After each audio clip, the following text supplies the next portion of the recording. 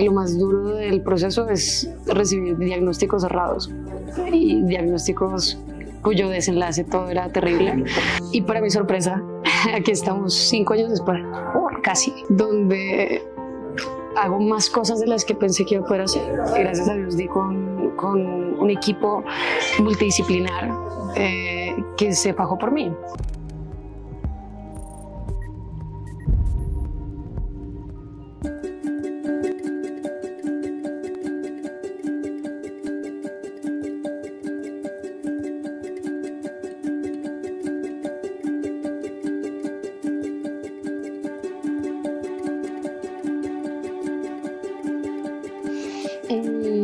Bueno, mis síntomas en realidad son de toda la vida, solamente que nunca nadie los puso juntos. Entonces, pues en realidad siempre hubo pruritos, siempre hubo sangrado, siempre hubo un montón de cosas desde que yo era muy chiquita, desde que tengo uso de razón. Pero digamos que la crisis que llevó a que descubrieran que había un problema de origen hepatobiliar fue cuando yo tenía 14, que sentí como si me hubieran dado un puño en el estómago.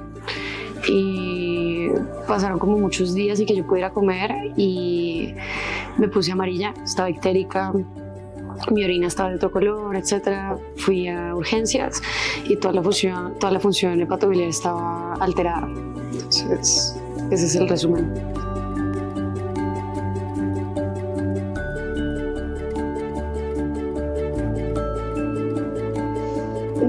Pues el proceso de diagnóstico fue muy demorado, pero lo más duro del proceso es recibir diagnósticos errados y diagnósticos cuyo desenlace todo era terrible. O sea, me hablaron de una colangitis esclerosante, de un cáncer de vías biliares, cáncer de hígado y otras enfermedades más huérfanas. Entonces, todos los escenarios llevaban a que no pasara de los 30, o si acaso me muriera mucho antes. Entonces, era más bien duro, muy duro. Cuando empecé a recibir los diagnósticos que no eran, tenía 15. Y entre todo ese periodo de tiempo, llegó hasta los 18, más o menos.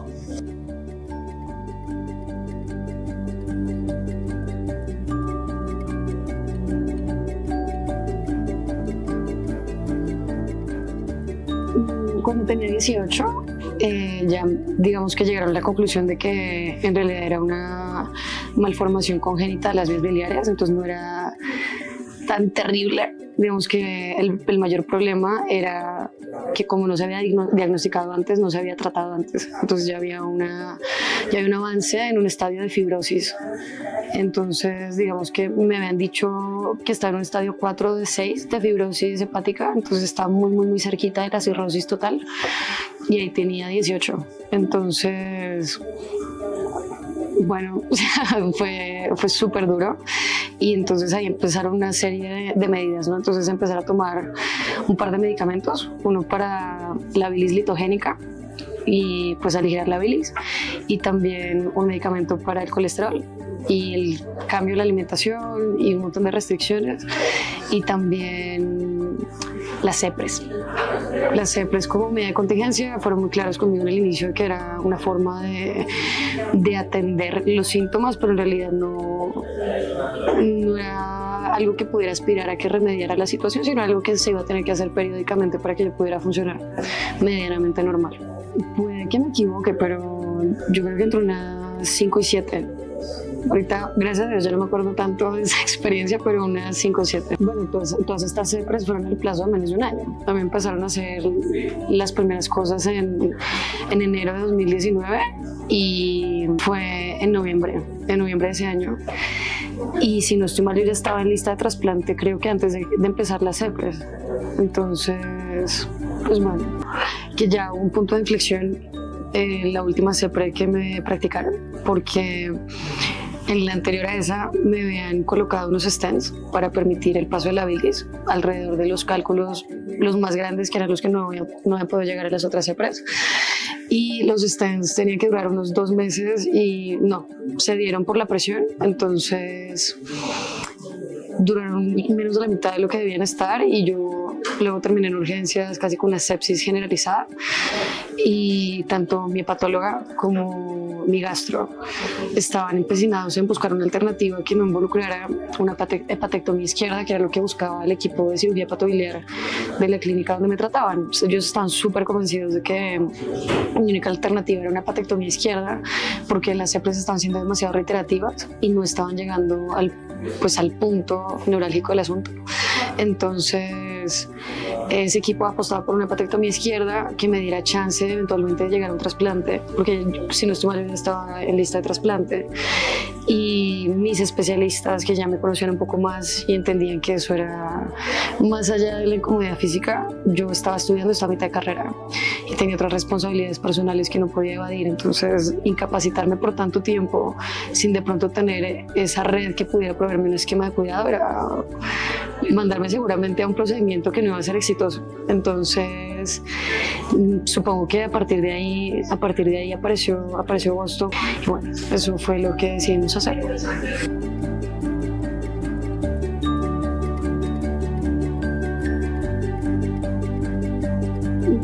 Pues el año en el que a mí me hicieron fue 2019 y ese año se me ha ido borrando un poquito, pero yo creo que ha sido uno de los años más duros porque empezó con cirugías e iba terminando con cirugías. Entonces las cirugías empezaron en enero, que pues fuera de las CEPRES que luego fueron unas 5 o 6, empezamos con una COLELAP, con retirarme la vesícula, hacerme una biopsia de hígado y bueno, o sea, es que son muchas cosas, pero digamos que fue un año de mucha angustia, ¿no? O sea, más allá de las angustias personales que tiene cualquier persona, ya era una angustia existencial muy grande porque los procedimientos no estaban dándome el supuesto tiempo que tenía que darme. Entonces las incapacidades y estar en la clínica más tiempo del usual, el posoperatorio de la CEPRES era un poco trágico.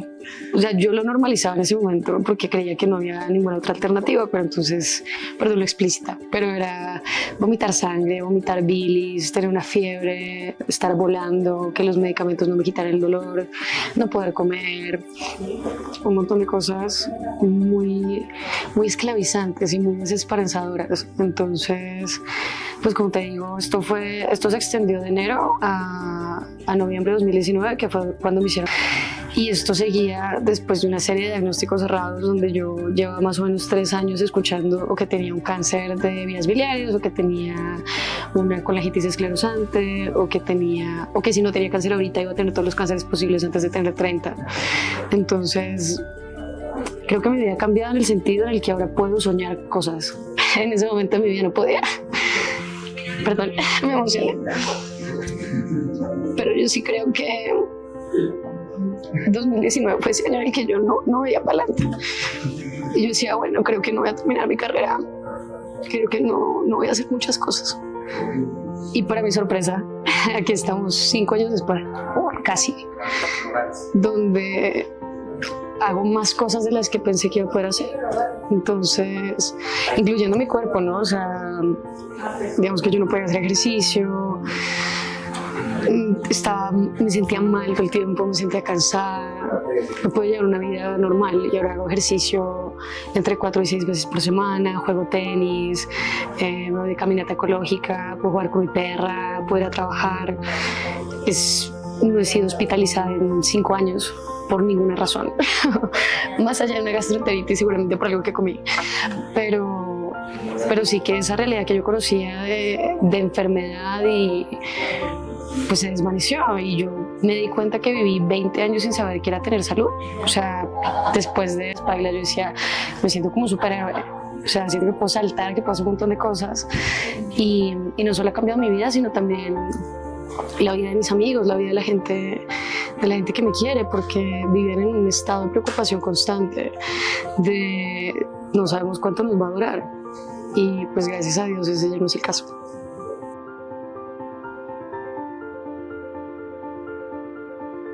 Pues yo creo que los mensajes no pueden ir solamente como a un público, ¿sabes? Yo creo que que se necesita una visión múltiple, una visión 360, o sea, más allá de que el paciente piense una cosa u otra, es tener un poco la mente abierta y entender que la medicina y la tecnología, los profesionales también van evolucionando, ¿no? Entonces llegan nuevos tratamientos, llegan nuevos dispositivos, llegan nuevas formas de atender cosas que antes eran catastróficas, pero para eso se necesita un paciente que esté dispuesto también a escuchar, que no se rinda, ¿no? Que yo tuve como 3 diagnósticos errados y gracias a Dios di con un equipo multidisciplinar que se fajó por mí. No solamente nos quedamos con la opinión de los cirujanos hepatobiliares, que estoy segurísima de que tenían sus mejores intenciones y que estaban plenamente convencidos de que eso era lo mejor para mí, pero tuve una hepatóloga y tuve un gastroenterólogo que estaban seguros de que una hepatectomía izquierda en una paciente de 18 años no era la mejor alternativa y que tenía que haber algo mejor. Entonces entra Boston, que cree que la tecnología puede transformar la vida de las personas, de los pacientes, y entra con este equipo buenísimo, nuevo, listo para ayudar a cambiar la vida de un montón de gente, y se sumaron distintas perspectivas para llegar a una solución, vale la redundancia, que sí soluciona mi tema, que al día de hoy no he vuelto a tener una recaída, no se han vuelto a presentar cálculos en mis ecografías, mi perfil hepático y hemático y demás no ha estado alterado en 5 años. Entonces vemos un tema que se ha remediado, ¿no? A partir de muchos actores que decidieron escucharse mutuamente y llegar a una solución consensuada. Muchas gracias a todos.